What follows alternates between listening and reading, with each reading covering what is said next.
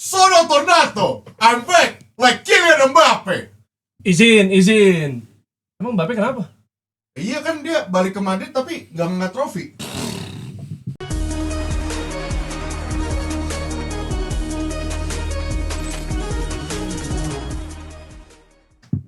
Situasi lagi hujan ya, geledek, ada beberapa daerah yang juga mungkin agak mulai banjir gitu. Ini kita pada pakai lengan panjang semua.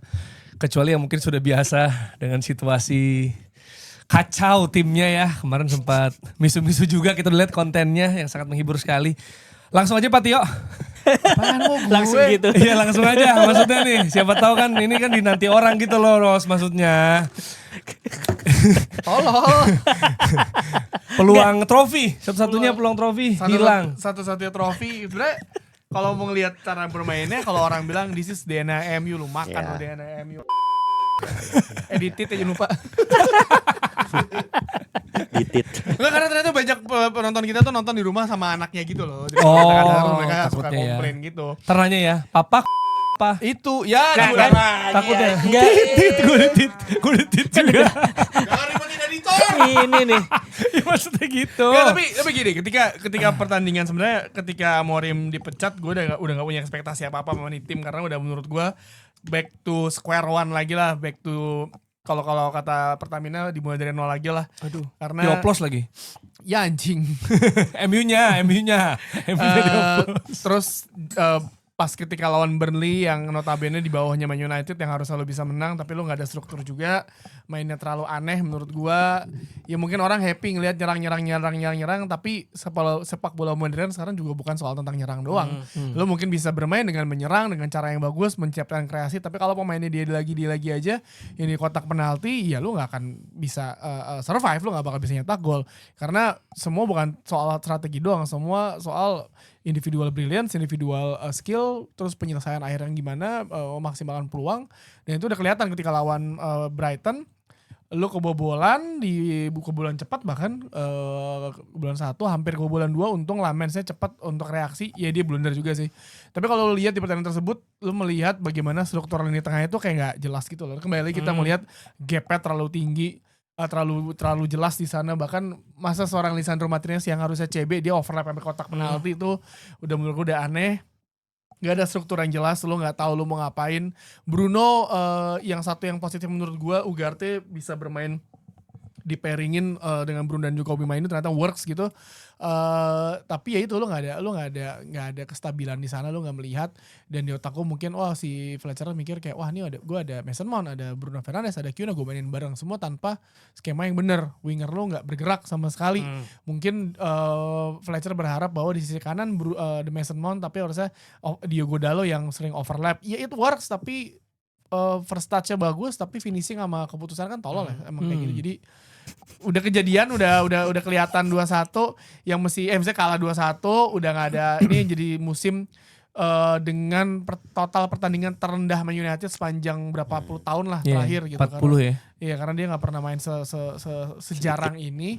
Jadi kalau menurut gua ini yang yang harus di kesalahannya si Ineos udah kelihatan banget. Omar Berada sama Jason Wilcox. Ya mungkin Amorim juga nggak sempurna. Maksudnya dia banyak salah juga, tapi anjing Udah nggak tahan tuh sampai keluar begitu ya kayaknya ya. Tapi maksud gua kira ketika lo mencat dia lo udah punya grand plan gitu. Iya, punya solusi ya paling enggak ya. Ternyata lo Emosi itu. lo ngambil interim, abis itu ngambil interim lagi buat sampai akhir musim. Ngapain lo ke tim Tarkam? Mendingan Amorim akhir musim, kalau nggak works lo kata jelas. Udah ada, kalau lo mau pecat Amorim dari zamannya Grimsby Town tuh udah selesai harusnya. Cuma maksud gue ya udah kejadian dan udah nggak punya ekspektasi apa lagi. Main bagus aja, hasil aja lah yang penting. Gue nggak tahu mau mainnya kayak gimana, tapi hasil akhir aja kan. Skor 2-1, lo nggak bisa main Piala FA, lo main seminggu sekali, ya udah. Ya, speaking of execution, finishing gitu. Ada pemain yang sebenarnya di awal laga ada kesempatan untuk menjadi pemain yang bisa set the tone lah begitu ya. Dan sebenarnya lumayan terbuka bebas walaupun bukan posisi sebagai striker gitu. Cuma kenapa harus dia juga yang menjadi? Tapi itu makanya gue bilang gini, di grup semalam gue bilang sebenarnya kan kalau kita ngomongin struktur yang jelas, role pemain yang jelas, itu kan berarti kita ngomongin juga bahwa ada tim ngeksploitasi space di mana untuk menciptakan peluang dari space tersebut gitu kan. Tapi gimana ceritanya yang ada di space tersebut harusnya adalah pemain terbaik lu gitu. Misal pemain terbaik lu Bruno gitu. Ya. Ya udah kita tempatin Bruno di situ. Jadi nanti Ya. kalau misalkan space-nya kebuka, Bruno bisa umpan atau kemudian Yes. nembak gitu kan. Efektivitas penyelesaian peluang jadi lebih besar gitu. Tapi ada di situ Diogo Dalo gitu. Enggak.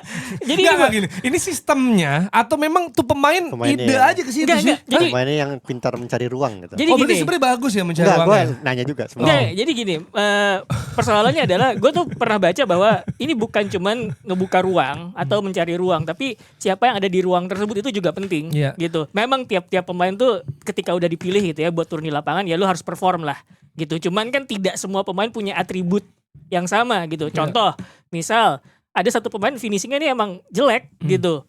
Ya lu jangan taruh dia di posisi tempat di mana dia bakal menyelesaikan peluang gitu, yang nggak bakal kelar gitu. Karena mau 3-4 kali Diogo Dalo dapat peluang, ya dia emang cuma segitu kemampuannya gitu. Ya juga usah lo paksain. Jadi harus ya ketika pakai pemosisian pemain, terlepas bahwa pemain bebas, kalau ada ruang silakan isi gitu ya. Cuman tuh harus perhatiin juga kalau misalkan yang masuk di space terdepan buat nyelesain peluang adalah bukan pemain yang bisa finishing, Iya. ya nggak bakal kemana-mana juga. Berarti Kalaupun jangan salahin itu- Dalo berarti. Hah? Jangan salahin Dalo. Enggak jangan salahin dia lah anjir, orang tolol. Makanya gue bilang, Ini gue lagi mau adu domba nih. Oh Enggak, iya enggak, iya iya iya. gue nggak bisa nyalain Dalo karena ya udah emang bisa segitu, nyalain, segitu, salahin segitu, gitu. Salahin, Ya, salahin. berarti kalau Hanso. dia segitu dong berarti emang nggak cukup bagus buat Man United. Iya, itu Salah satu, yang main ya. itu satu. Yang Karena kedua, sebenarnya semua pemain harusnya bisa mengkonversi Betul. itu. betul, tapi nggak sesaklek itu kalau menurut gue, karena kalau gitu berarti pelatih nggak punya ini ya, nggak punya tanggung jawab untuk apa namanya ngatur posisi gitu. Ya emang ada kebebasan gitu ya. Kalau di space silahkan masuk. Cuman kan struktur gimana gerak, siapa yang ada di posisi tersebut itu harusnya diatur dong. Iya. Sebenarnya pas yang lawan siapa tuh yang Dorgu golin Newcastle ya? Iya kan, dia juga ada celah di situ tuh. Iya. Sehingga ada space terbebas dia bisa nembak dari situ. Tapi kan bukan dia gitu Benar. harusnya. Siapa Dalo juga punya, selain itu ada peluang kemarin yang dibilang di sosmed tendangan mengusir manajer gitu. Iya, emang. baru pertandingan Uman terobosan, dia udah main to man sama Jason Steele gitu. Dia bukannya di chip ya, dia malah digebok kencang banget. Jadi emang ini orang udah akut aja sih. Misalnya kalau lihat dari banyak fans United di luar sana juga atau pundit-pundit sana juga bilang kayak he's not good enough To play. for Man ya. United Iya. karena Emang segitu doang. sebenarnya zamannya Ole aja yang seabsurd itu dia udah dibuang ke AC Milan Iya. gitu. Karena gini, kan biasanya kalau Tio kan suka ngomel-ngomelnya soal Dalo ini soal defensive aspek ya. Gimana dia misalnya gampang dilewatin lah, salah passing gitu kan. Nah, tapi paling nggak kalau dia bisa bikin gol atau dia bisa bikin kreasi gitu, itu kan agak termaafkan. Mungkin kayak tren lah. TAA Iya, gitu kan. Paling nggak di defense-nya nggak sebagus itu, tapi ada komplementernya bahwa dia bisa bantu nyerang, bisa set piece. Betul, nah, betul. ketika ofensifnya gagal juga, makin Tio makin kesel. Makanya Jadi gitu. lu ngapain di MU gitu. Jadi nilai plusnya Dalo apa? ada momen Nilai tuh- plusnya apa ada gitu momen kan. Komitmen kali ya? Iya, Passion. yang lo mau ngejar ke ketertinggalan pas 2-1 kan lagi nyerang tuh ya, attack, bahkan si fans di Old Trafford juga teriak gitu. Ada dia tuh bola di depan dia bukannya ngejar ngerebut, dia cuma diem doang. Maksud gua, dan itu gak cuma sekali 2 kali, dan 2,5 musim ini kita selalu ngeliat kelakuan dia seperti itu kan. Waktu zamannya Ten Hag pertama tuh dia lumayan konsisten mainnya karena dia available terus dan dia gak pernah cedera dan mainnya gak neko-neko. Tapi pas masuk musim keduanya Ten Hag terus sampai pindah ke Amorim sampai sekarang, kelakuannya tuh kayak makin jadi-jadi gitu loh. Makin jadi Kayak lu mau ngapain gitu, ada di sana posisi lu salah, lu intelligence lu soal formasi juga nggak pinter-pinter banget, lu dilewatin segampang itu, lu ketika main to man sama pemain, katakanlah Morgan Rogers ketika waktu lawan si Aston Villa gitu, lu gampang banget dibego-begoin ya. Lu bayangin tuh, belum ketemu Kylian Mbappe gitu, belum ketemu misalkan nanti katakanlah Foden lagi Ya City minggu depan City kan. Iya, pemain-pemain Semenyo, lu jaga Semenyo gitu. Kayak udah kelihatan parah misalnya lu kiri kanan, maksudnya ya udah nih udah si Fletcher udah memainkan 4 back kemauan fans yang di luar sana yang selalu bilang Amorim jelek. Lu lihat tuh. Lu lihat aja sekarang Iya. sekarang gimana? Lu main enggak pakai struktur. Di tengah lu udah kayak macan ompong. Ya kan, Bruno itu beneran kita kebalik lagi ke zaman Ten Hag di mana gap antara pemain Betul. belakang sama pemain tengah jaraknya jauh banget. Jadi ya apa maksudnya lu mau bilang apa? mau nyalain Fletcher baru 2 pertandingan dan menurut gue Fletcher juga kaget disuruh menjadi interim 2 pertandingan. Gue anjir, orang gue lagi enak nonton anak gue di tribun mulu gitu, lu tiba-tiba suruh jadi pelatih juga kaget dia. Dia itu apa sih? U18. U18 ya maksud gue dia biasa juga gue. Karena Omar Berada sama Jason Wilcox mereka tuh gak punya plan bahwa oke, ketika lo pecat si Amorim, lo tahu dong oke gue mau ngincer ini. Atau yang di otak mereka adalah oke, gini deh, gue interim aja sampai akhir musim karena di musim panas nanti banyak pelatih available. Thomas Tuchel, Julian Nagelsmann, Southgate. Mauricio Pochettino, Southgate ya semua lah itu.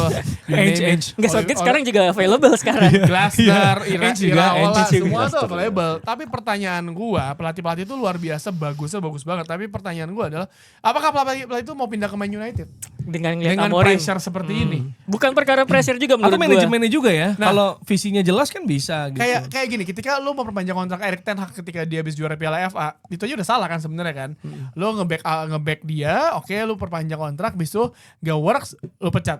Amorim, kalau mau lu pecat Amorim sebenarnya udah banyak udah banyak waktu yang bisa dipakai buat dipecat. Musim lalu gagal Europa League bisa gampang banget dipecat. Kalah sama Grimsby Town bisa gampang banget dipecat. Kalah sama Everton kemarin 10 pemain di Old Trafford bisa banget dipecat. Tapi kenapa lo memilih situasi yang saat ini sebenarnya dibilang jelek pun juga enggak, dibilang bagus juga enggak, ya karena lu pemain lu nggak ada semua.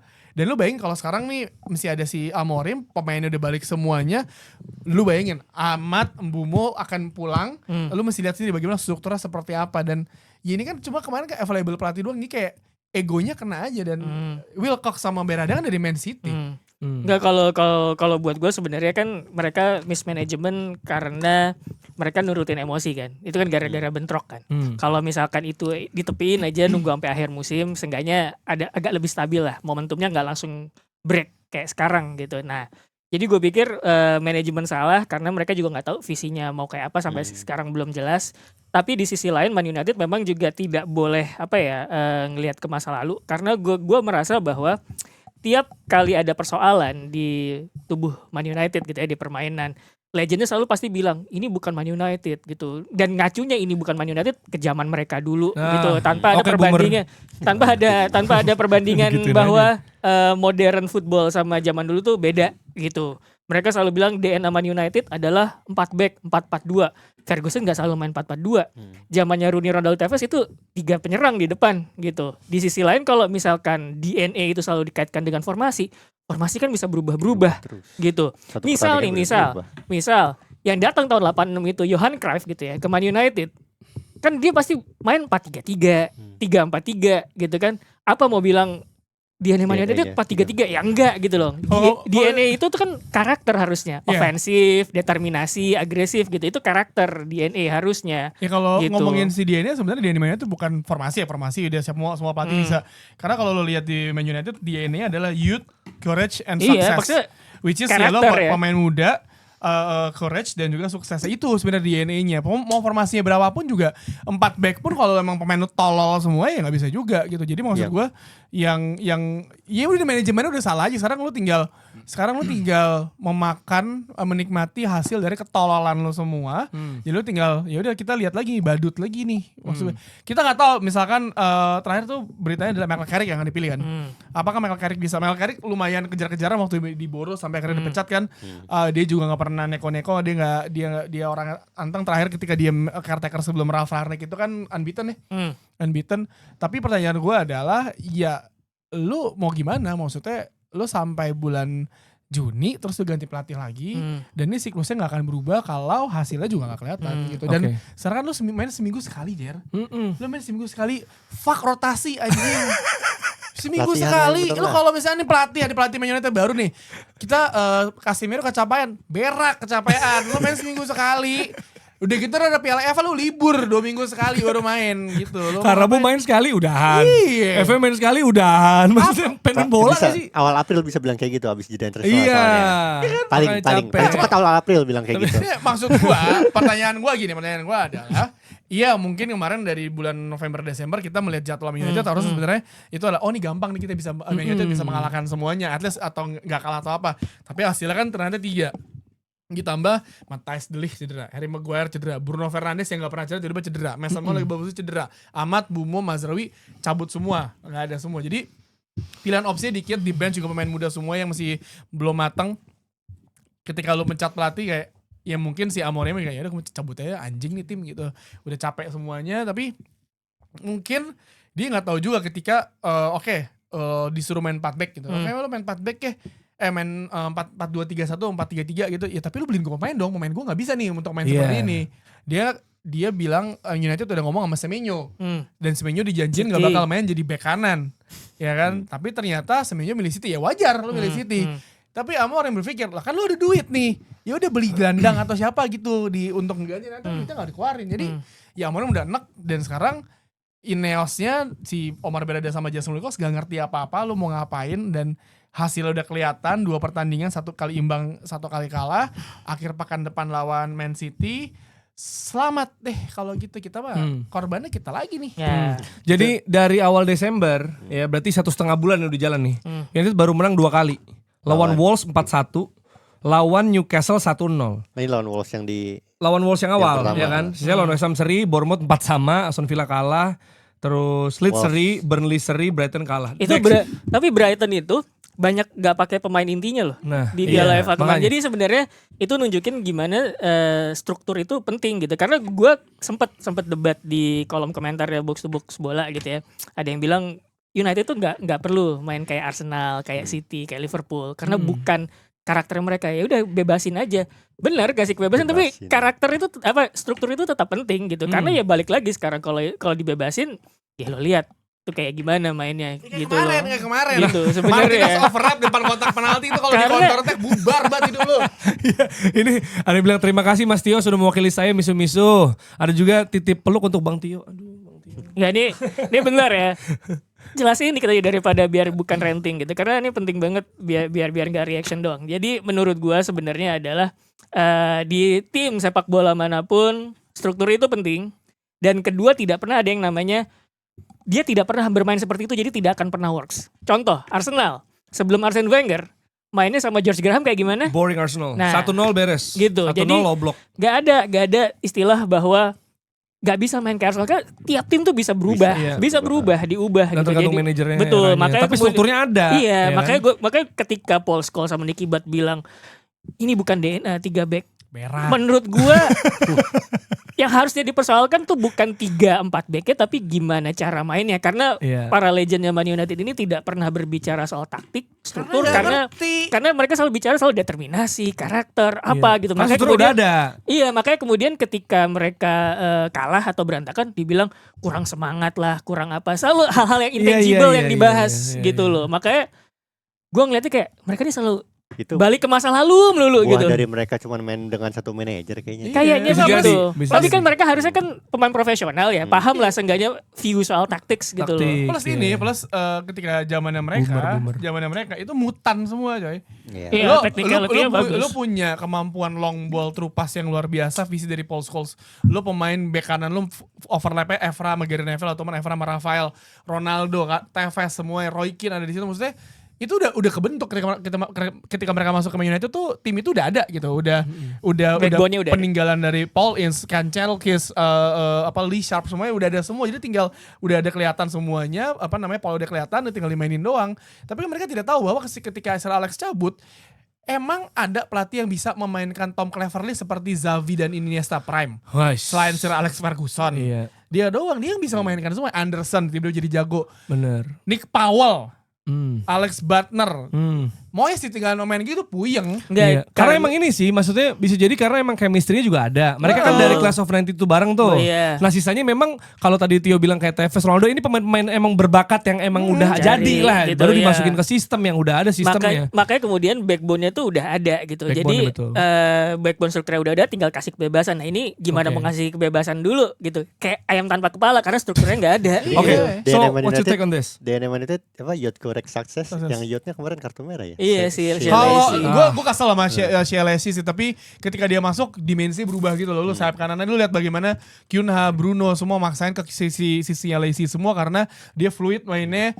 Ketika dia emosi 16 17 tahun 18 ya. 18 tahun gitu bocil emosi kesel ya wajar, dia juga kaget kartu merah kan. Iya gue tidak membenarkan tapi gue kecewa juga, tapi Ya ini sebenarnya sudah kejadian, seharusnya di pembelajaran dia mau marah pun juga permainan dia pas dia masuk solid gitu Iya sih. di sisi kanan. Gue liat hal positif sih dari Heeh. Chelsea main. Emang kemarin juga pas dia kartu merah juga banyak yang mengkritik bukan Chelsea-nya, Bukan. tapi pelatih Man United U18-nya. Mm. Zaman Fletcher itu karena katanya nggak bisa menjaga karakter pemain katanya. Jadi kritiknya buat Fletcher justru. Soalnya Chelsea kayak gitu ya gara-gara pelatihnya. Tapi akhirnya dia udah minta maaf semuanya. Ya udah, Piala FA lo nggak ada. Ya pertanyaan gue cuma gini doang ya. Man United lo main sekarang seminggu sekali, bahkan bisa 2 minggu sekali gitu. Fuck rotasi, nggak ada tuh pemain-pemain sok-sok capek apa gitu. Lo main cuma seminggu sekali, gaji buta lu semua. Kalau misalnya lo setiap kali seminggu sekali main juga kagak bener, bubar. Oke. Restart lagi sebenarnya yang buruknya itu Restart lagi. restart lagi tiap Tapi- musim itu yang jelek. Berharap apa sih di jendela transfer nggak ada ya? Man Nggak United ada nggak ada, aja. nggak ada ya. Kalau kebutuhannya apa ya? Karena kalau kebutuhannya apa berarti kan banyak ya. lo harus bisa Banyak. gini. Banyak gak? Banyak gak kebutuhannya? Iya, Bek kanan pelatih kali. juga. Sebenarnya bukan kebutuhannya banyak tapi lebih kayak Prioritasnya, runut prioritas. runut pikir gitu loh. Karena kan kalau misalkan pemain itu berarti kan lo harus udah punya rencana jangka panjang Iya. kan ya.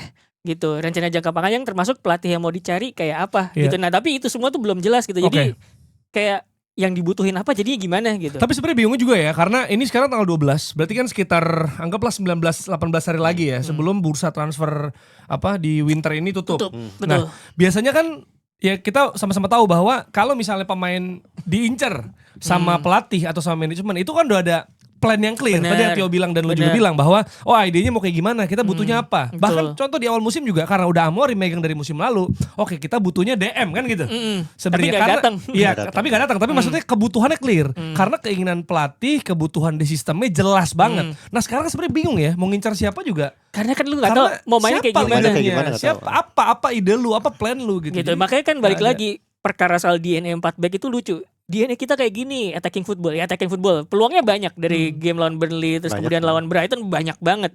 Iya. Persoalannya adalah mereka nggak punya kontrol Iya. gitu.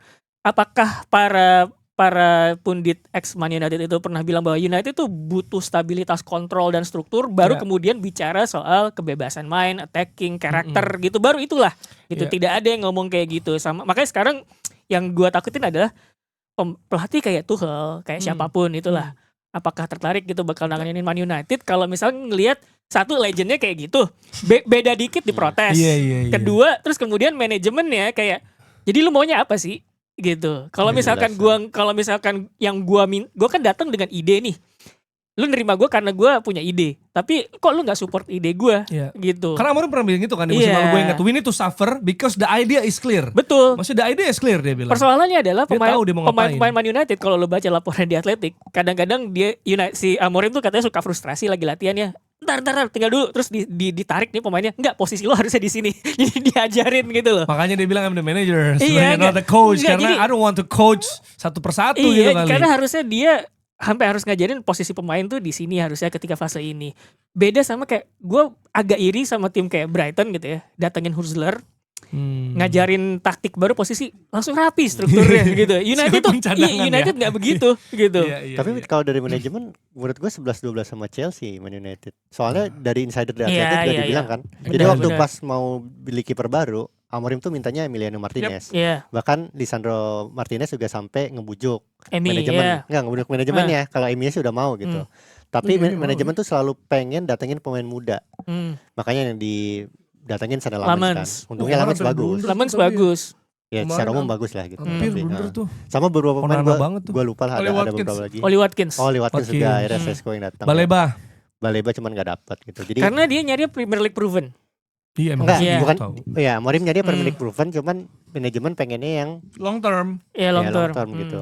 Sebenarnya Long term, idenya tapi agak juga nggak jelas sih karena ya makanya gue bilang kan tadi 11-12 sama sama Chelsea kan maunya pemain muda gitu tapi ya dengan punya pemain muda itu lo jadi nggak tahu filosofi bermain lo mau Iya, kayak enggak, gimana. maksudnya kalau mencari pemain muda itu dalam sisi bisnis kan ketika nanti misalkan mereka nggak works masih ada posisi jual yang agak lebih bagus. Garnacho dijual Gitu. rugi. Hah? Nggak rugi sih sebenarnya. Cuman Lumayan tapi lumayan Ya, kan jadi 40 juta. valuasi dia tuh sempat gue lupa angkanya taruhlah X gitu. Hmm. Cuman pas dijual tuh jadi 2/3 X. Itu gitu. tapi itu Oke. menurut gue masih bisa memahami beli pemain muda karena mereka berharap ketika nanti bisa dididik picknya tuh sama mereka. Kalaupun Oke. nggak bisa dijual harganya masih ada Jadi gitu sebenarnya. babinya Jadi sama sebenarnya itu tidak salah. Cuman balik lagi lu prioritasnya sekarang apa gitu. Oke. Apakah hasil apa emang nunggu sampai jauh? Kalau misalkan emang nunggu sampai jauh harusnya Amorim gak dipecat Nggak dong. dipecat. Karena Bener. proses gitu. Oke, udah hampir setengah jam nih gitu Mas. Itu ternyata itu juga menunjukkan kenapa kita nggak terlalu banyak dengar MU mau beli siapa ya di winter ini, karena nggak kepikiran Nggak kan kepikiran. pemain. Gue juga nggak tahu. Dalamnya aja berantakan. Pelatihnya aja gak ada. Itu karena kan kelihatan ya, maksudnya Liverpool, City bahkan udah datengin pemain gitu, Arsenal, Liverpool udah mulai berebutan pemain tuh, ngincar-ngincar kan, Hincapié cedera mau cari back, mau cari Gay lagi diperbutin gitu. Ini kok United nggak ada berita transfernya gitu maksud gue. Pelatihnya aja gak ada. Ngapain lu beli orang pemain tim lu juga berantakan lu. Nggak usah ya. Ada United tapi Leeds United. Man. Nah, Oh, iya, itu iya. ya udah, kita bahas yang menang-menang aja ya, coba ya. Nah, bahas yang menang tuh Nah. Waldo. Waldo. Cerita apa lu? Cerita dikit dong. Cerita apaan? Dikit itu, Jaitzes gimana? Baik, dia baik, orang baik. Sampai Orang Waldo. Baik, humble banget, humble banget. Nepok lo ya katanya. Tapi Dia apa? gini, gue kan ngeliat Waldo tuh tinggi ya. Lu berapa sih? 183? 185. 185. Lu tuh lebih dari gue.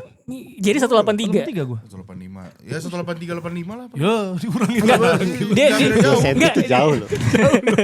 Bisa nggak lolos lu itu. Lu kalau ngelamar oke, TNI. oke. Iya. Terus dia ini jadi kayak bocil di sebelah Jesus. Anjing tinggi banget berarti Wah, Jesus. gimana ya? Gue pas ketemu dia, gue bilang, damn, you're so tall, bro. Gua Lu bilang kayak gitu, Gua iya, dia, iya. Dia ketawa-tawa kan, terus dia kayak giniin gue, sorry ya. Dia gini, big guy, gituin gue dia. Dia Udah mau kaget digini, kali. udah mau digini. Gue biasa meeting Lukaku nih. Lu doang mah gampang. Kaget kali dia ngeliat buset dia ada apa Iya, orang dia Cina gede banget ini. 190-an deh. Iya, 90 Tapi apa ya, yang paling dia- berkesan dia- siapa, Dok? Lu ketemu siapa, Dok? Kan lu tos banyak orang tuh. Oh, paling berkesan enggak, salah satunya itu. Kalulu lah. Kalau lu kan. Kalau lu paling gak jelas sih. Maksudnya paling unexpected gue. Nah, dia bilang apa emang? Dia tuh kan nanti gue bakal ada videonya guys nanti di IG gue. Apa? Jadi kan gue lagi Yang diedit sama editor lo itu. enggak terus gue bisa sendiri. Itu kan video. Jadi kan gue sama Paulo sama Pace tuh bilang, udah mendingan kita video selfie aja tapi nanti difoto, kok nggak di SS aja gitu, Apa? ya kan?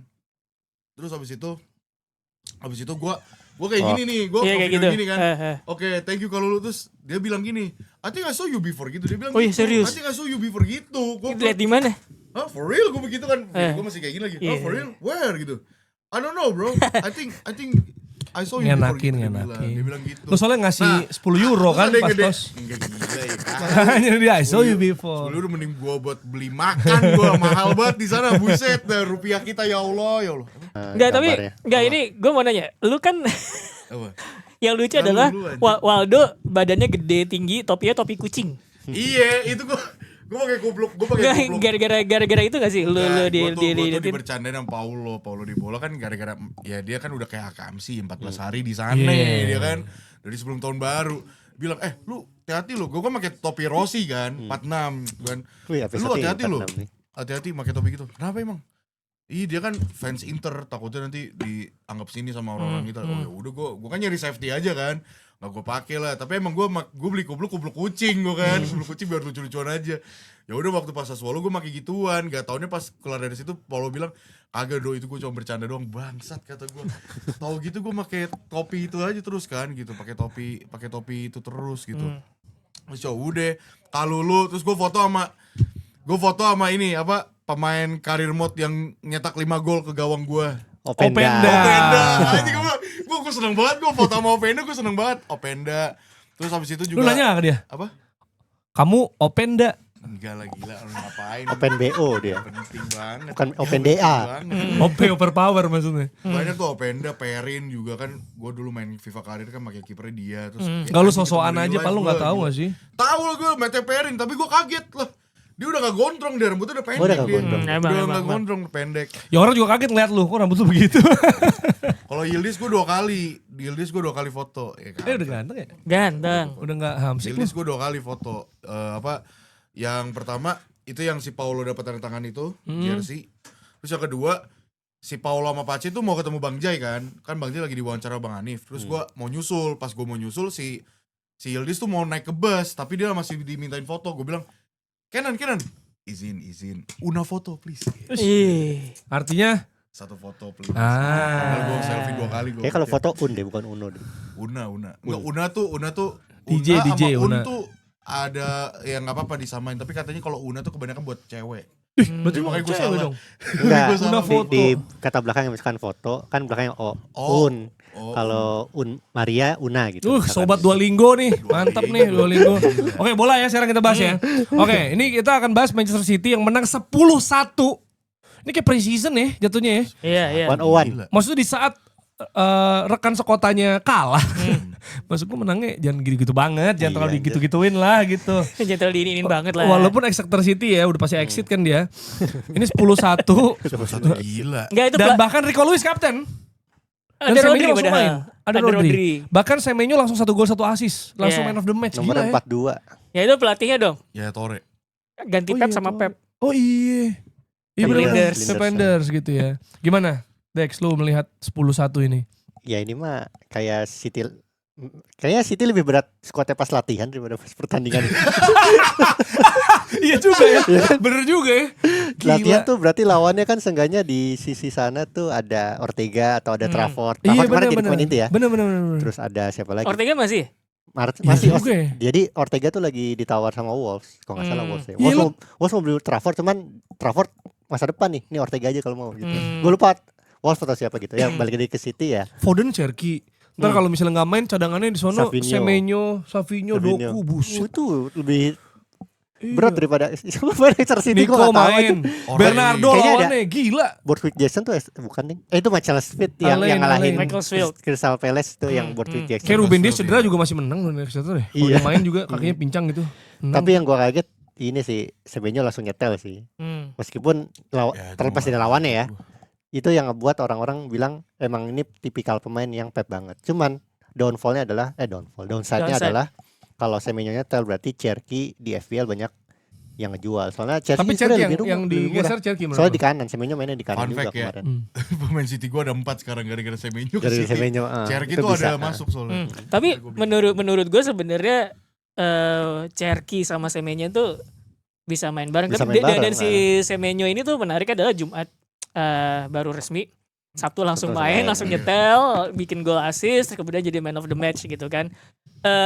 Secara garis besar gue ngelihat City tuh plannya itu adalah gue mencari pemain teknikal tapi poin keduanya adalah Premier League proven gitu loh. Ya kan mereka sekarang cukup sering lah nyomot-nyomot pemain Premier League proven gitu dan kalau lihat tim-tim gede kan semuanya sekarang kayak gitu ya. Makanya Iya, makin banyak. sering kan sekarang perpindahan antar pemain Premier League gitu. Jadi itu satu, yang kedua mungkin menurut gue yang paling menarik adalah ngelihat koleksi pemain di belakang Erling Haaland itu. Erling Haaland udahlah Iya, pasti iya. satu lah di di posisi striker gitu.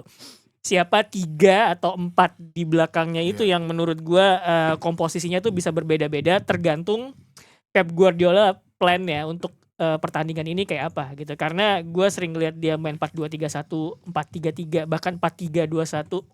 Kemarin pas lagi lawan Exeter tuh 4-1-4-1 ya. 4-1-4-1 dari si Rodri single pivot, Tijani Reinders jadi lebih maju setelah sebelumnya sempat main deep gitu ya. Jadi plannya ini agak sulit buat dibaca deh. Pep Guardiola mau playbooknya kayak gimana gitu. Karena balik lagi yang sering kita bahas, formasi itu fluid, cair. Yang paling penting adalah gimana cara main di dalamnya, principle of play-nya gitu. Nah, principle of play itu seharusnya DNA, Iya. karakter ofensif segala macam, bukan formasi gitu. Jadi itu yang menurut gua bikin City lebih ngeri sekarang karena Iya. dia mau kayak gimana nih rencananya. Karena even Reinders itu main deep bareng jadi double pivot, oke. Jadi nomor 8 agak maju juga oke. Karena kalau lihat mainnya dia di Milan, dia itu kan sering banget ya ngawalin serangan dari tengah gitu ya, ngoper ke sayap. Atau dia maju Box to box sih. kayak box to box gitu, masuk ke dalam kotak penalti kemudian finishing gitu. Jadi either dia main lebih deep atau lebih maju sebenarnya sama aja. Nah, yang menarik juga adalah tentu saja kalau misalkan ada Doku, ada Semenyo, ada Cherky, ada Marmoush, Wah, lebih ada Foden, ada 5 tuh. 5-5-nya sama Savinho dia 6 lah ya. Menurut gue 5-6-6-nya ini punya karakteristik di mana mereka jago dribble, proficiency on the ball-nya oke. Yes. Gitu ya. Terus kemudian punya flair, punya individual brilliance, dan mereka sangat-sangat cair untuk bisa rotasi posisi gitu. Even sekarang kalau lo lihat musim ini berjalan, Jeremy Doku yang tadinya adalah seorang pemain Kiri. sayap, Iya. lu bisa lihat dia belakangan kayak musim ini lah ya. Bisa free roam gitu. Iya free roam gitu ke tengah. Bahkan kadang-kadang posisinya bisa lebih maju Iya, daripada Haaland yang mundur gitu loh. Jadi itu yang menurut gue kayak kalau misalkan 4 dari 6 ini main bareng gitu ya. Iya. Ya rotasi posisinya bakal kayak gimana? Karena gue meyakini bahwa Semenyo, gue pasti kayak ada godaan gitu Semenyo sama Doku main bareng walaupun dua-duanya kiri ya. Mungkin Doku agak lebih sentral Iya, benar. gitu. Gue setuju sih, maksudnya ini benar-benar perubahan evolusi taktiknya Pep sih. Maksudnya kita udah pernah bahas soal Pep yang tadinya possession base, yang dimana dia mengurung, sekarang tuh mainnya lebih direct. Bahkan kayaknya gue ngerasa semenjak era ditinggal De Bruyne sama Gundogan, Haaland tuh jadi sekarang lebih banyak ikut bermain masuk ke dalam dia Iya, ke deep iya. juga gitu. Karena ya pemain komposisi squadnya Pep sekarang ini udah bukan kayak De Bruyne, udah bukan kayak Gundogan yang dimana main possession base, tapi sekarang tuh mainnya direct, free roam, dribble, perbanyak dribble. Makanya kenapa dia datengin Semenyo, kenapa Doku jadi lebih impact juga ya, karena itu dia butuh directness play-nya gitu. Dan makanya gue nggak kaget kalau misalnya Semenyo nanti bakal langsung tune in gitu, karena emang Semenyo tipikal pemain winger yang direct gitu, bukan tipikal yang dia 1v1 atau gimana. Enggak, dia dapat bola langsung kejar gitu loh. Dan itulah sebabnya kenapa Haaland sekarang bisa, tadi dengan lu bilang penjelasannya di belakangnya Haaland tuh siapa ya, ada Foden, ada Cherki, ada gimana, mereka tuh bisa bikin permainan kombinasi bareng buat Bener. lakuin direct gitu. Dan menurut gue yang menarik adalah sekalipun Pep punya playbook main direct ya, karakternya tuh nggak hilang, principle of play nggak hilang. Kenapa gue bilang gitu? Karena City tuh masih sering banget gue lihat ketika work di satu area gitu ya, pasti pemainnya ngumpul tuh, overload satu sisi gitu ya, 3-4 kombinasi bola. Bikin lawan agak renggang, terus kemudian ada pemain lain masuk ke space tersebut, bola dikasih ke situ gitu. Jadi itu masih ada possession footballnya masih main gitu, terlepas bahwa sekarang mereka bisa main lebih direct gitu. Nah tapi kan sebenarnya ini tadi playbook banyak itu satu hal. Tapi selain itu kan juga pasti ada persaingan menuju starting 11 lah. Walaupun Pep itu rotasi ya, tapi kan tetap pasti ada yang lebih sering lah jadi starting 11. Nah nanti Marmus balik Dex. Jadi Iya, anggap sehat ya semua. Semenyo, Doku, Marmus, Cherki, Foden, Savinho. 6 ya. Bahkan Reinders sekarang bisa maju iya. ke depan juga, 7 untuk ngisi 4 posisi di belakang Haaland. Yang mana kalau satu lagi kan pasti kalau nggak Rodri, Nico ya. Iya. Berarti 7 orang rebutin 4 spot.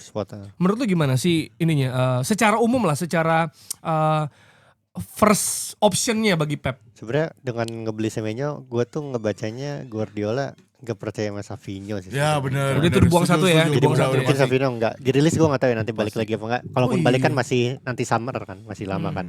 Kalau untuk yang sekarang sih save-nya. Nih lo kalau ngomongin terdekat lawan Man United ya, yang paling siap sih Cherki, Foden sama siapa ya? Semenyo. Enggak, Reinders. Tijan Reinders. Satu Kalau lagi? terdekat. Dan Kan belakangnya kan Nico sama ini. Enggak kan 4 kan? Kan dia 4-1-4-1 Semenyo kan? Semenyo enggak? Sama Semenyo berarti. Oh. Kan Nah berarti yang wing siapa? tapi tergantung, maksud gue. Kan bisa Semenyo dan- interchangeable. Iya Betul, juga ya. Karena si Pep Guardiola tuh gue lihat gak gini, nih lo cek ya beberapa game terakhir, even ketika mereka seri itu ya, dia bisa 2 game beruntun tuh 4-3-2-1. Kemarin 4-1-4-1 gitu loh. Terus 4-3-3. 4-2 berarti Rodri, Nico Bisa. atau Reinders yang turun? Ya itu tergantung. Oh. Jadi tergantung karakter yang lu plannya pengen gimana ya. Iya. Pemain di Lawannya posisi gimana? itu Mewah banget, lawannya mewah gimana banget, gila. gitu. Jadi playbooknya tuh banyak gitu. Jadi gue City bakal main kayak gimana ya jadinya ya Lo gak game ini bingung nggak, gitu. Ros? Kok sempet latihannya? Karena enggak, tapi gue Man United gak sempet. tapi gue paham. Tapi gue paham. Yang mainnya jarang. Iya juga ya. Enggak gini. Yang nggak butuh rotasi sebenarnya United ya. Itu bisa dijelasin. Itu bisa dijelasin karena ketika Pep Guardiola datang di musim pertama dia udah punya plan, ini strukturnya bakal kayak begini. Ya udah itu yang dia di drill dulu ke awal. pemain-pemainnya, dan musim pertamanya dia itu kan tidak Hasilnya langsung nggak- sukses kan. nggak bagus. Iya, stres lah. Lu bisa lihat gimana Pep Guardiola itu stres, dan dia agak kaget menghadapi physicality-nya Premier League. Dan dia juga belajar soal second ball juga di musim pertamanya. Tapi begitu musim kedua dan seterusnya udah langsung jalan. Jadi itulah gimana bagusnya kalau misalkan lu udah bisa ngedrill struktur ke sebuah tim lo, pemain yang datang tuh tinggal ya udah Tinggal menyesuaikan main, aja gitu. Oke, sekilas dari Palace dikalahkan Macclesfield, ada komentar nggak Dex? Karena lu kan biasanya tim-tim yang bawah ini rada paham nih Nggak nonton sih situasinya, gua, nggak nonton ya? Karena Cuman dia juara bertahan Juara kalah, bertahan udah itu lama. yang paling disayangkan sih. Sama Palace tuh gue sebenarnya Palace itu kan ketika awal musim ini ngedatengin kiper dari PSV Walter Benitez, itu dipuji sebagai kiper kedua terbaik Liga Inggris kan. Kiper Lepas Trafford. keduanya. Dulu Trafford belum beli Donnarumma ya. belum beli donor rumah gitu. Nah cuman kemarin pas dimainin ternyata mainnya menurut gue jelek sih mainnya. Gue lihat highlights doang tapi. Jadi kiper ya, Michael masalah di Field. kiper ya. Hmm. Oke, geser dari Arsenal ya, kemarin main lawan Portsmouth. Wih nih job site tuh jangan lupa. Sengaja lu pakai. 19 juta lapangan pekerjaan. Enggak, tapi buat Ternyata yang yang hijau sama ngasih- yang coklat dulu. Katanya Iya, gitu. buat coklat sama hijau dulu. Coklat sama hijau dulu. Biru nggak bisa biru. Biru nggak Nah, bisa. sebenarnya ngasih lapangan pekerjaan itu Panji kan. Nggak, kemarin jadi banyak tuh kemarin kita banyak pekerjaan. ini ya, banyak dapat apa namanya. Jadi Kementerian Kegelapan tuh nggak cuma stand up ya, tapi ada diskusi. Diskusi. Gitu. Itu yang Ah. kemudian menurut gua menarik. 19 juta itu tenang ada. Tapi buat hijau sama coklat dulu itu astagfirullah. Ada Nabil juga di sana ya. Iya, Lagi kegep. lagi Kegep. seneng lah intinya gitu. Sama kayak gue juga lagi seneng karena kan Pas satu sobat setelah gue, kebobolan sobat duluan gue ya. izin.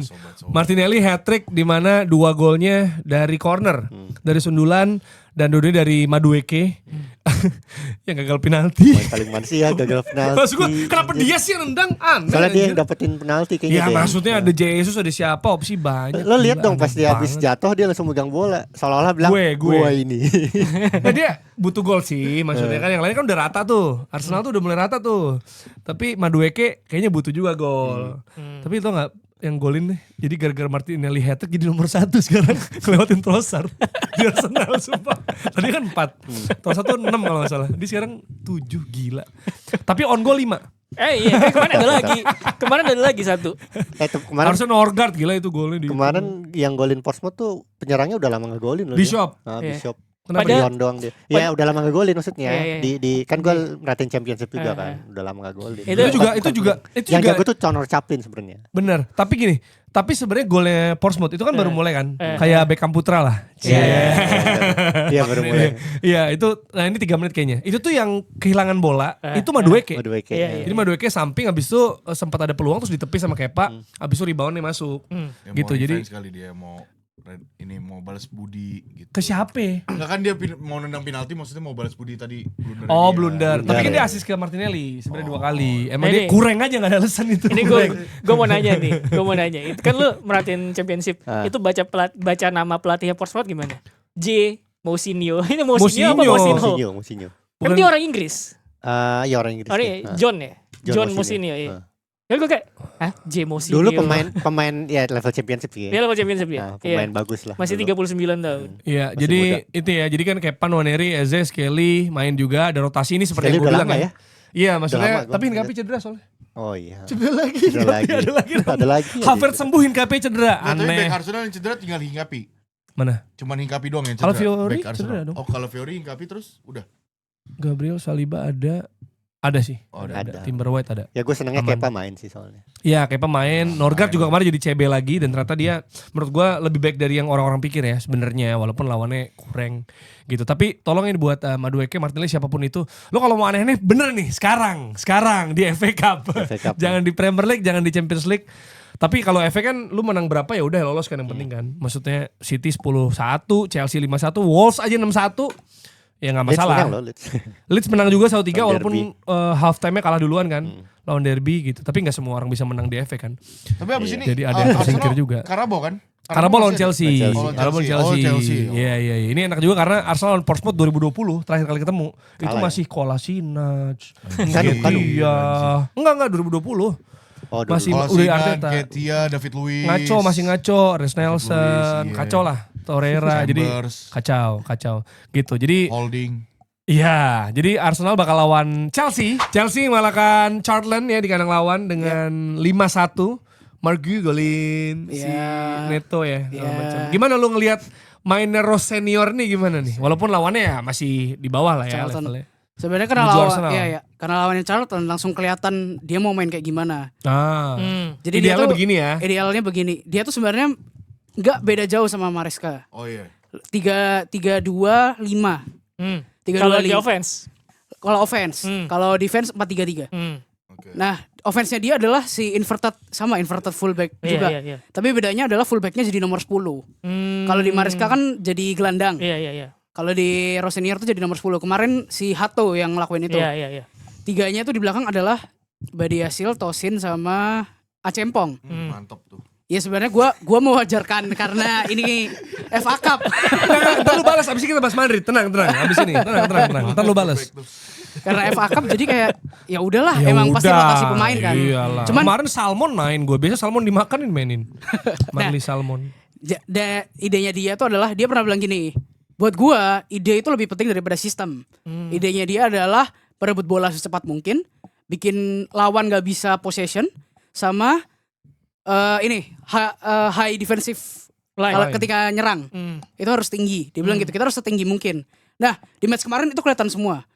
Terutama si high defensive line-nya. Sebenarnya karena lawannya Charlton mungkin counter tuh tidak terjadi ya, transisi cepat. Gue tuh tapi takut ketika nanti di Premier League itu tuh akan jadi problemnya dia. Karabau.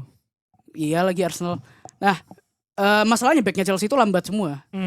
Menurut gue sebenarnya si Rosenior ini lebih berat dari Maresca karena dia itu butuh pemain yang teknikal, serba teknikal. Dan dia tuh lebih ini. Kemarin Bang Dex tuh sebenarnya sempat nulis bahwa si Rosenior tuh adalah pelatih yang lebih menekankan main di tengah dibanding di sayap.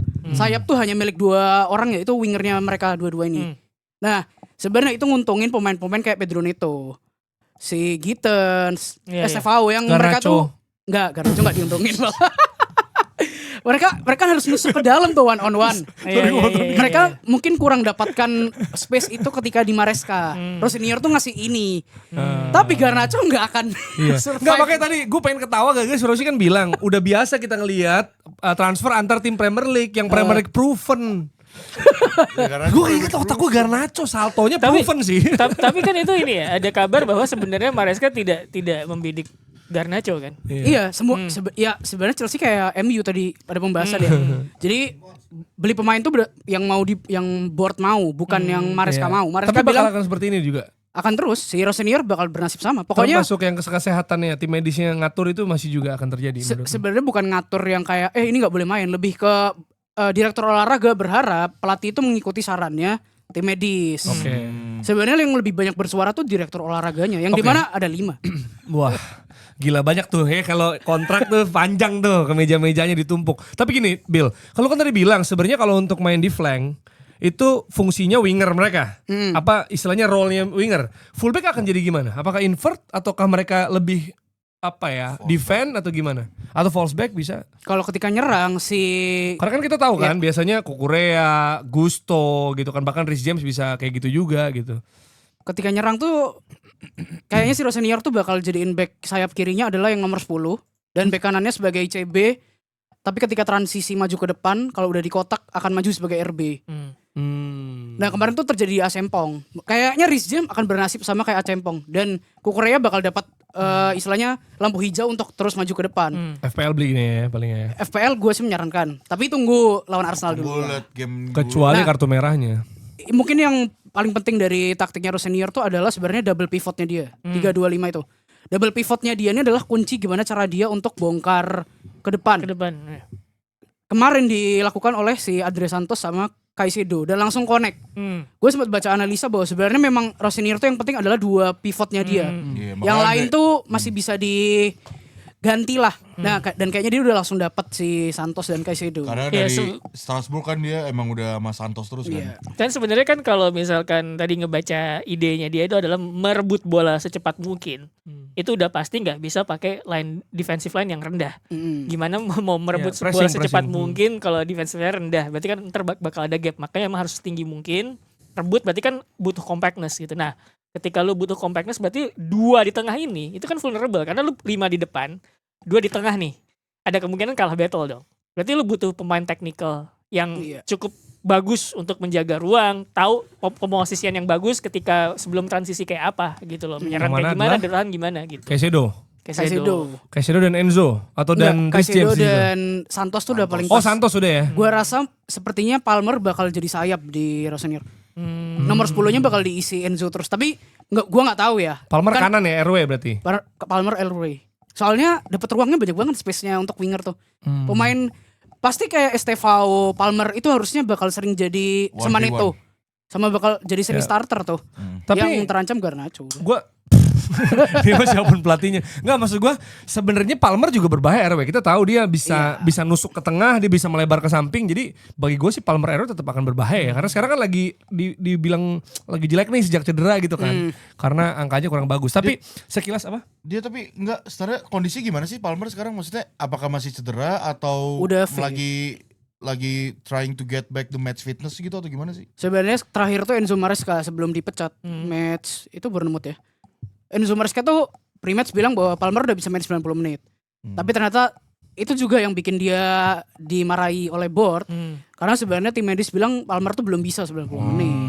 Belum siap. Belum siap. Makanya kemarin dia sama sekali nggak dimainin tuh, diistirahatin. Oke, kita geser ke El Clasico. Super Copa. Tapi bukan yang Indonesia ya. Mana nih? Oh. Kalau Indonesia di umpan tarik ya. Sama di tackle bebas juga ada, ntar kita akan bahas Persija Persib. Tapi kalau ini Super Copa Espanya.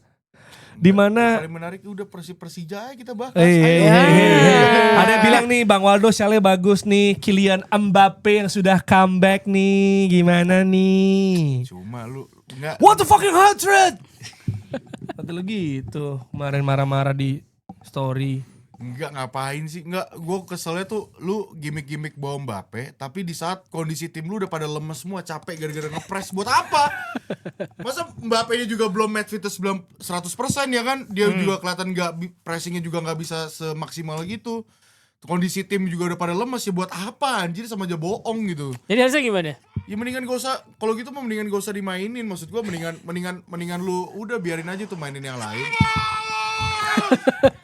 Nih. Hatred, bro. Pure fucking hatred, bro. Ya AI itu AI. Bro. Goodbye Mr. Fashion kata dia. Allahu Akbar, ini El Clasico apa sih anjing? Poin, kamu bola. Gila lu, abis nyebut anjing gitu. Parah emang nih orang. Gak jelas, Nggak. gak jelas. Enggak, ini kenapa di episode lalu pas sama Enggok Gue nonton. ada ininya kan, are you sure Iya. to follow this account karena gini sih Kelakuannya begitu.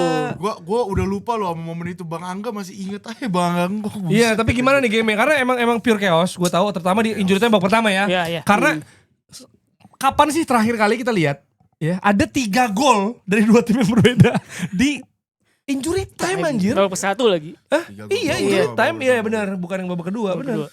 Ya itu enggak, awal-awal sebenarnya 15 menit awal ya menurut gue itu chess game. Sumpah bener-bener kedua tim, Catur, iya. setuju gua. kedua tim tuh bener-bener main safety. Bener-bener kayak Barcelona tuh gak mau terlalu main direct banget. Oke, dia coba main passing muter dulu. Nunggu mancing lawan Madrid. ya, Madrid nunggu pun lawan demikian selah. juga gak mau terlalu ya. buru-buru gitu loh. Tapi pada saat udah 15 menit setelah itu ada beberapa kesempatan tuh Madrid coba kombinasi sama Vini sama Rodrigo sama Gonzalo Garcia tuh coba maksimalin high defensive line di Barcelona kan. Karena kan emang gue ngeliat si Xabi Alonso kayaknya nginstruksiin coba kita expose si Konde terus deh, Konde expose aja terus. Waktu pertama tuh bener-bener kayak expose banget itu Konde sampai Vini gol itu kan juga kayak expose kan si Konde. Tapi setelah dari situ tuh maksud gue tuh udah ngeliat aduh nih kalau misalnya Madrid terus-terusan kayak gini, mereka coba main mid block tapi kelihatan gitu. Gue kan udah pernah ngomong waktu El Clasico pertama, ini kalau misalnya ada Lewandowski, ada Rapinya, mungkin Madrid kelar di saat itu. Dan bener, itu tuh Madrid main mid block tapi nggak rapih gitu loh. Rapinya sama Lewandowski ngecoba isolate center back sama right backnya Madrid, si Asensio sama Tchouaméni. Jadi dipancing gitu, si Lewandowski coba main deep, kepancing buat ngasih space di sana. Agak sempet works tapi gagal gitu dilakukan oleh Barcelona kan. Tapi gara-gara terlalu fokus di situ, Tchouaméni fokus ke Lewandowski, si Asensio fokus ke Rapinya, akhirnya tuh ngebikin Barcelona tuh punya banyak peluang. Salah satunya gol pertama tuh, ya itu kan blundernya begitu tuh. Nanti tuh gue udah pernah bilang, Madi tuh kalau misalnya udah ketemu Barcelona, jangan sampai ada kesalahan passing di area sendiri, apalagi di sepertengah zona lu lah, 50% zona lu gitu. Karena itu pasti bakal terjadi gol dan bener. Blunder, Rapinya langsung lari ngibrit, kosong sendiri kan, Asensio lagi ngelebar, udah gol. Dan gue udah bilang kan Rapinya kan kalau misalnya striking bola tuh ngeri banget gitu. Dan gol di situ nggak lama kemudian dibalas sama Vini yang solo gol keren banget menurut gue. 3 orang ya. Gila itu. Jules Kounde ya. Mr. Mr. Fashion kena tuh ya. Mr. Fashion kan. Tapi ini menarik doh sebenarnya. Apa? Kalau lo lihat secara formasi itu kan dia Vini itu nggak main di kiri kan. Tapi Depan. awalnya di depan sama si Gonzalo Garcia. Tapi kemudian dia dapat kebebasan buat gerak ke kiri gitu. Jadi soloran itu ya. Iya. Golnya. Karena tadi gue bilang, gue sih ngerasa ini tuh Xabi Alonso udah main pragmatis aja, kelihatan banget kita main si Madrid tuh lebih main nunggu mid block nunggu terus habis itu langsung ngelakuin counter transisi. Dan kenapa Rodrigo dimainin di left wing? Karena tujuannya apa? Biar nge-expose si Koundé di situ. Karena ada 2-3 momen tuh kayak gitu juga, dan ada satu momen juga si Gonzalo depan gawang 1v1 lemas tendangnya, Vini juga 1v1 lemas tendangnya gitu. Jadi kayak apa ya, kayak gue lebih mempertanyakan pemain-pemainnya kok nggak ngasih same energi kayak El Clasico pertama gitu, yang dimana memang itu kan ada pematiknya karena Lamine Yamal bilang Madrid kan begini gitu kan, akhirnya mereka panas lah. Tapi ini tuh nggak dibuktiin di yang dimana ini tuh lu bisa dapat trofi nih, lu bisa dapat trofi ini satu nih gitu loh. Walaupun Super Copa ya udah ya. Iya tetap Oke lah, trofi. Tetap Apalagi ngalahin Barcelona. Barcelona. Gue ngomong ya, dia yang ngomong ya. Gue nanya. Dia bilang trofi ciki. Tapi kalau menurut gue bukan trofi Ciki karena kan penting. tidak di-build seperti itu. Betul. Beda sama Community Shield yang emang sejarahnya beda lagi. Bahkan tuh. ada semifinal ya. Berarti kayak Super Copa Italiana juga bisa dihitung tuh ya. Iya benar. Berarti. Oke, ini kan dari sisi Madrid. Barcelona lo ngelihat apa nih? Karena ini kan udah balik lagi. Rafinha, Lewandowski dan juga Yamal. Yang mana juga Rafinha ini di proses golnya Gonzalo Garcia sebenarnya dia menyelamatkan bola ya. Dia nyundul ke atas tiang gitu kan. Iya. Sebelum akhirnya Gonzalo Garcia sebenarnya jatuh tapi kakinya tetap bisa menjulur dan golin. Itu gol yang rada aneh sebenarnya. Tapi itu yang terjadi dan ini kalau Barcelona udah pakai attacking mode yang komplit emang sangat mengerikan, kita tahu ya. Iya. Sebenarnya gue ngeliat Barcelona itu selalu si Flick ya terutama. Dia tuh intinya di tengah sebenarnya. Iya. Makanya Madrid kan ya itu fokusnya dia mid block terus di tengah. Bahkan Madrid tuh main 3 back ya kayaknya 3 back. kelihatannya. Sebenarnya ya problemnya Madrid tuh nggak disiplin aja kan. Dan kayaknya itu kita udah ngebahas Madridnya Xabi Alonso itu belum bisa disiplin sampai sekarang gitu kan. Ya Barcelona ketika lu ngasih space sedikit di tengah itu pasti bakal langsung dieksekusi. Kemarin siapa aja sih? Pedri, terus Frenkie De De Jong. Jong. sama Fermin. Sama Fermin Fermin, Lopez ya. ya. Tengah situ.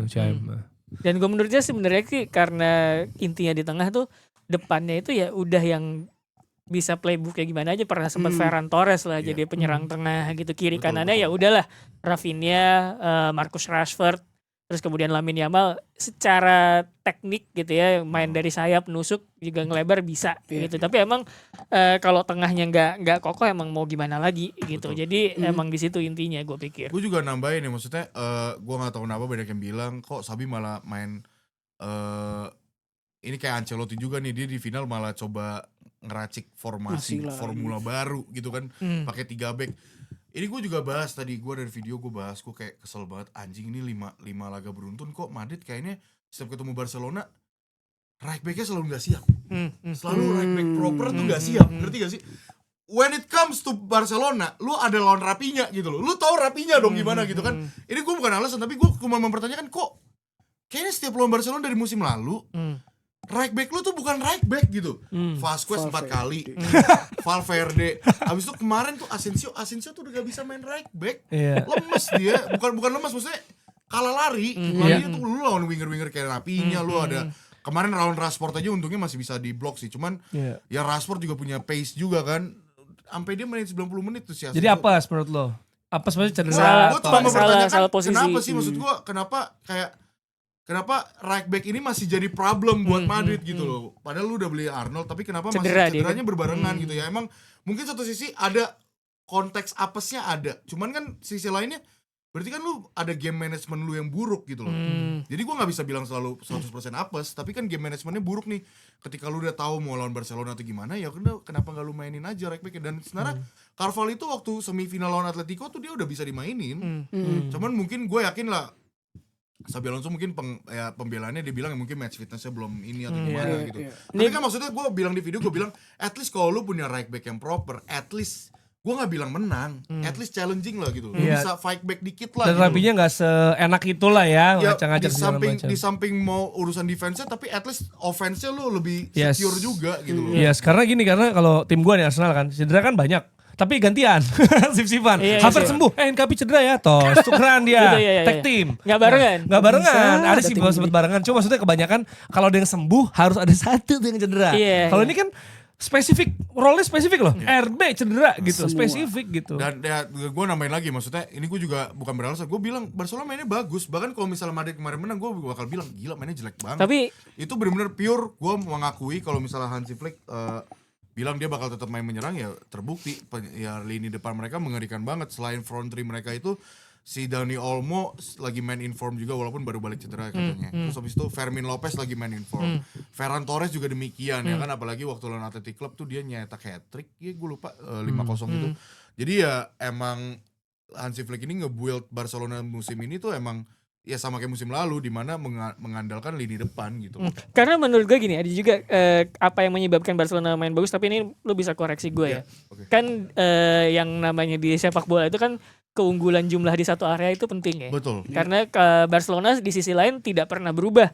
Tengahnya selalu 3 gitu. Fermin, di game kemarin ya Fermin, De Jong sama Pedri gitu ya. Tapi yang gue lihat, kenapa kemudian Xabi Alonso menitik beratkan lini tengahnya sama 2 pemain, yaitu Bellingham sama Camavinga gitu.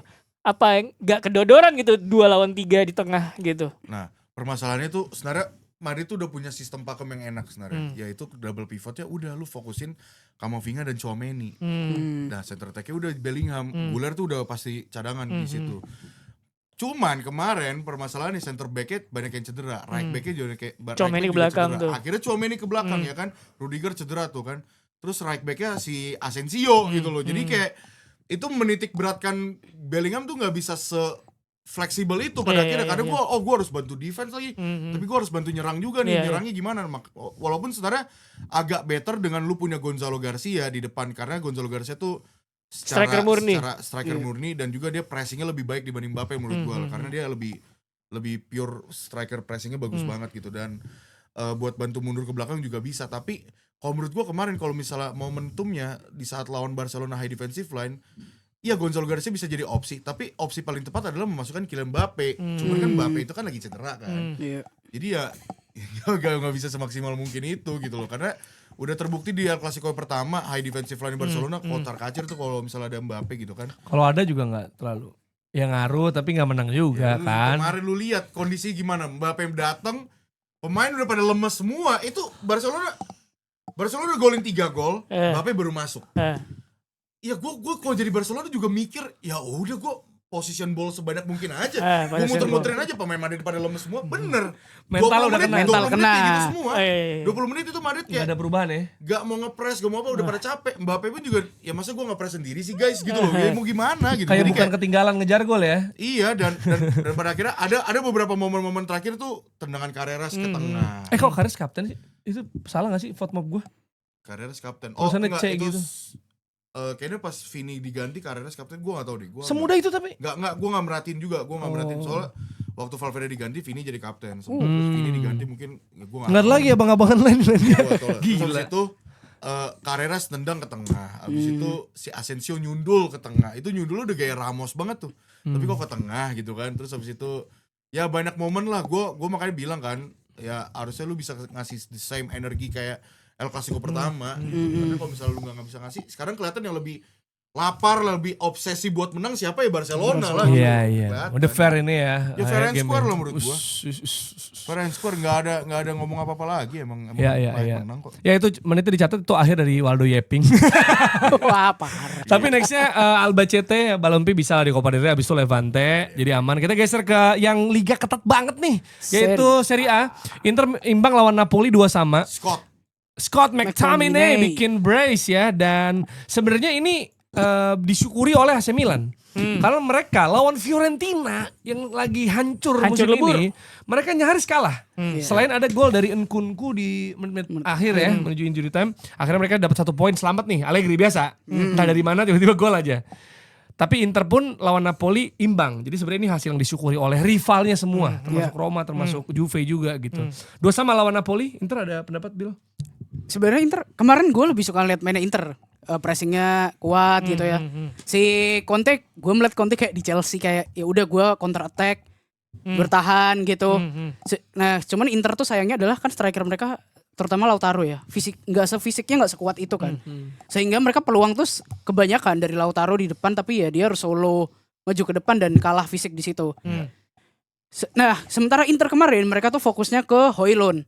terutama Akanji. Kayaknya pengalaman Marking, mungkin ya. karena derby Manchester ya. Markingnya tuh selalu Akanji sama Højlund. Nah karena mereka terlalu fokus di Højlund, mereka lupa ada Scott McTominay. Walaupun si komentatornya bilang sebenarnya Scott McTominay itu di musim ini mainnya lebih dalam ya. Iya. Nggak kayak musim lalu Kemarin. yang jadi CAM ya mungkin. Bahkan jadi sayap kiri pernah tuh dia. Iya. Hmm. Nah, mereka tuh lupa bahwa ada Scott McTominay sehingga lu kalau lihat 2 golnya McTominay, gua tuh lupain gol kedua. Pokoknya gol pertama itu lu lihat pergerakannya McTominay itu benar-benar Dan sebenarnya cukup dijaga. Tapi mereka itu nggak fokus ke situ karena mereka lebih fokus ke Højlundnya, si vokal pointnya. Ya udah lu kalau nggak fokus untuk Kalau yang- main marking semuanya ya ada risiko yang harus diambil. Sebenarnya itu kan cara mainnya McTominay dari Man United ya. Dia iya, tuh iya. bukan DM tapi lebih kayak CM, tapi mungkin lu bisa agak ke dalam dan ketika ada peluang dia masuk box crashing gitu kan sebenarnya. Jadi makanya dia bilang gak ada bedanya Man United sama Napoli, emang cara main gue begini gitu loh. Makanya dia bilang gue nggak bukan apa namanya ninggalin Man United jadi lebih bagus, tapi emang cara mainnya dia seperti itu gitu. Dan gue pikir yang menarik adalah sebenarnya kan Napoli itu kehilangan satu sumber gol, Kevin De Bruyne. Iya. Dia kan salah satu pencetak gol terbanyaknya Napoli di Serie A sampai sebelum dia cedera gitu. Atau creating chancesnya ya. Iya gitu. Jadi itu yang agak kehilangan dan menurut gue tapi bagusnya adalah ketika Højlund nggak bisa bikin gol, ya itu ada McTominay. Walaupun top scorernya Napoli itu masih Højlund kalau nggak salah 6 gol ya, 6 gol ya di Serie A itu. Paling gue nambahin si Conte. Di akhir tuh komentator sampai bilang kita harus memuji siapa nih? Conte kan kartu merah ya. Sedangkan comeback itu terjadi ketika Conte-nya udah gak di lapangan. Iya. Menurut gue sebenarnya Conte emang lu kalau lihat Conte ya dari dulu kan selalu emosional ya. Ya memang Pernah ya. Ya. Pernah juara sama beliau kan tapi. Betul. Sayang aja sih Conte itu menurut gue jelas-jelas penalti. Kenapa lu harus protes yang berlebihan gitu? Yang kalau 0 itu. Yang Hakan betul. Penalti, ya. Itu jelas penalti kok. Cuman kalau Hakan sih penaltinya gila itu lah. Itu proper penalti lah. Iya benar. Cuma memang ini sih maksudnya kalau misalnya Inter mau juara, ini kita ngomongin liga ya yang musimnya panjang, kan emang yang penting juga adalah mengalahkan tim-tim yang Rival. kecil. Bisa dibilang yang di bawah mereka sebenarnya ya. Itu karena itu yang biasa terjadi sama tim-tim juara, paling nggak Premier League lah gue ngerasa gitu. Kalau lu nggak terkalahkan sama katanya Big Six atau apa nggak terlalu ngaruh kalau lu kepleset sama tim kecil. Nah, Inter ini cenderung konsisten lawan tim kecil, cuma memang PR-nya ini sekarang lawan tim gede juga mereka sebenarnya belum bisa konversi menang meyakinkan gitu sebenarnya. Itu kan betul. maksudnya gini, emang yang dibutuhin adalah lawan-lawan yang lain. Maksudnya menang lawan tim-tim yang di bawah mereka kelasnya lah gitu ya. Karena kan tim yang misalnya title race paling 3-4 gitu kan paling banyak juga kan. Cuma tetap aja sebuah tim butuh statement win menurut gue. Menurut gue bukan Bersama rivalnya dari Iya, rivalnya ya nggak sih? buat ngejauhin jarak juga. Iya, paling nggak sebenarnya mengamankan gitu. juga. Apalagi kalau melihat musim ini. Direct rival lagi. Iya, Serie A musim ini kan 1-4 tuh Ketat. ketat gitu. Pergantian Kapolista cukup sering gitu. Jadi ketika ketika ada 2 tim di atas ini gagal lo kalahin, ada kemungkinan tim yang di bawahnya ini bakal ngambil Nyodok gitu, atas, bakal ya. nyodok gitu. Jadi gue pikir itu yang menurut gue jadi konteks kenapa mengalahkan rival terdekat itu jadi penting gitu. Yes. Dah ini bukan rival tapi tetap menang meyakinkan ya. Bayern nih kayak main di DFB Pokal nih gue lihat ya. Golnya Harry Kane Harry Kane. gila. 8-1 lawan Wolfsburg. Dari 6 pemain berbeda, 1 gol bunuh diri ya. Olesnya bikin 2 dan mereka unggul atas Dortmund 11 poin. Gak usah ada yang dibahas. Kita Udah pasti juara ini mah. udah tinggal inaugurasi aja ya kan. Susah banget buat dihentiin Bayern itu. Iya, karena itu bukan cuma Bayern ya. Kalau orang bilang lagi-lagi, gue paham bahwa fansnya Bayern akan bilang, nggak bukan salah kami dong. Ketika Ya, memang. kami kepleset, kami seri berapa kali kan, hampir kalah. Tapi Rivalnya lawannya juga, iya, sama aja. rivalnya juga kalah. Malah jadi Bayern yang nambah 1 poin dong. Iya, Karena iya. rivalnya kalah, Iya, iya. gitu kan. Dari update Kanjuruhan, Update Kanjuruhan akhirnya menang. Lawan siapa tuh kemarin ya? lawan ini Persik kalau nggak salah. Iya, Comeback itu. tapi Persik Iya. betul. dulunya injury time. Jadi makanya itu menghapus kutukan main di Nah, Kanjuruhan beruntung masih beruntung. dan tapi ya menurut gua Injury time 2 gol kok. iya benar. Tapi Kayak Madrid lah. persoalannya Mari Barca. persoalannya ini yang kemarin udah dibahas juga itu tiketnya masih mahal makanya sepi ya penontonnya Dex ya. Itu dan gue pikir sih kalau bicara Kanjuruhan ya benar bahwa Arema sejauh ini sebelumnya belum pernah menang di stadion tersebut. Tapi ayo tetap yang diharapkan oleh para korban, para penyintas tragedi tersebut itu adalah keadilannya gitu. Jadi Ya. terlepas apapun situasinya sekarang kok kelihatan lebih adem ayem, tapi ada masalah belum selesai nih yang kayak disapu Ya. masuk ke dalam karpet gitu loh. Iya, mesti Gitu. diangkat karpetnya dibersihin ya. Iya, mesti iya, gitu. iya. Oke, nanti di episode hari Kamis kita akan membahas review dari Carabao Cup semifinal pertama antara Chelsea dan Arsenal, dan juga ada kekalahan Madrid lawan Albacete di Copa del Rey. Waduh. Biasa kalah dia, hal goblok kayak gini. Tim-tim Copa del Rey kan susah loh. tim-tim gak jelas kayak gini. Albacete Balompi dan juga United yang udah nggak main di Carabao. Iya, dadah.